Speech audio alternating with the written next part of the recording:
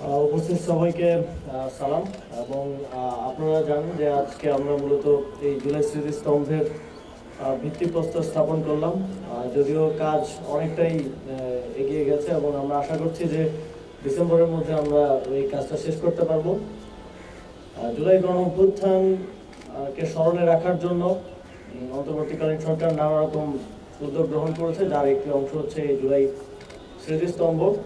এই স্মৃতিস্তম্ভের ডিজাইন করা এবং সকল ক্ষেত্রে আমরা সর্বোচ্চ গুরুত্ব দিয়েছি আমাদের শহীদদেরকে স্মরণ করার বিষয়টি, এবং আমাদের যেই আমাদের জাতির যে ইতিহাস, সেই ইতিহাসটা তুলে ধরার চেষ্টা করা হয়েছে। এ ধরনের কাজে সাধারণত ডিজাইনেই মূল পরিশ্রম এবং সময়টা যায়, এখন প্রকৃত কাজ বাস্তবায়নের পথে আছে। আপনারা হয়তো দেখে থাকবেন যে বিভিন্ন ক্ষেত্রে জুলাই গণঅভ্যুত্থান নিয়ে কাজ করতে গেলেই জুলাই গণঅভ্যুত্থান যে স্মৃতি জাদুঘর হচ্ছে কিংবা এর বাইরেও যে উদ্যোগগুলো গ্রহণ করা হয়েছে সেগুলোর বাজেট নিয়ে কিংবা কত অর্থ খরচ হচ্ছে এটা নিয়ে একটা মহল অনেক সময় প্রশ্ন তোলার চেষ্টা করে। আমি তাদেরকে স্মরণ করে দিতে চাই যে বিগত ফ্যাসিবাদী সময়ে এই যে বিভিন্ন ভাস্কর্য হতো, এর থেকেও ছোট ইনফ্রাস্ট্রাকচারে আমরা দেখেছি 300-400 কোটি টাকা খরচ হয়েছে।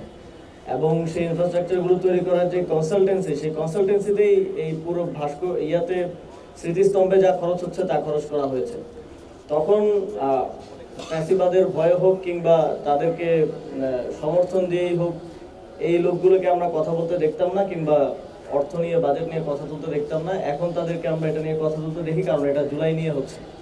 এই বিষয়টা কোনোভাবেই জনগণের অর্থের প্রতি বা দায়বদ্ধতার জায়গা থেকে তারা বলে আমরা মনে করি না। আমরা মনে করি যে তারা এটা রাজনৈতিক উদ্দেশ্য প্রণোদিতভাবে এটা নিয়ে আলোচনা করে এবং জুলাই গণঅভ্যুত্থানকে যেন স্মরণে রাখার মতো কোনো কাজ না করা যায় সেজন্য এই একটা চাপ রাখার চেষ্টা করে।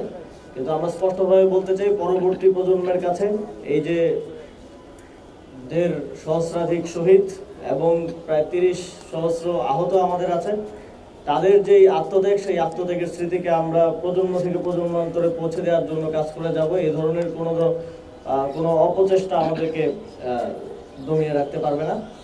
তো জুলাই গণঅভ্যুত্থানের স্মৃতিস্তম্ভ আপনারা দেখেছেন, গণপূর্ত এবং স্থানীয় সরকার বিভাগের যৌথ ইয়েতে জুলাই মাসে সারা দেশে স্মৃতিস্তম্ভ স্থাপন করা হয়েছে ইতিমধ্যেই।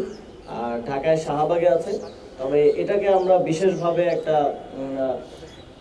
জুলাই স্মৃতিস্তম্ভ করার পরিকল্পনা অনেক আগেই নিয়েছিলাম, শুরুর দিকেই। তো এখন এই কাজটা বাস্তবায়নের দিকে যাচ্ছে। এই কাজের বাস্তবায়নের সাথে ঢাকা দক্ষিণ সিটি কর্পোরেশন সহ যারা জড়িত আছেন, সংশ্লিষ্ট আছেন, যারা দিনরাত পরিশ্রম করে যাচ্ছেন, সকলকে ধন্যবাদ ও কৃতজ্ঞতা জানিয়ে এবং জুলাই গণঅভ্যুত্থানকে স্মরণে রাখার জন্য সরকারি বেসরকারি যেভাবে পারে সেভাবে কাজ করার জন্য আহ্বান জানিয়ে আমি আমার বক্তব্য শেষ করছি। আসসালামু আলাইকুম। কোনো প্রশ্ন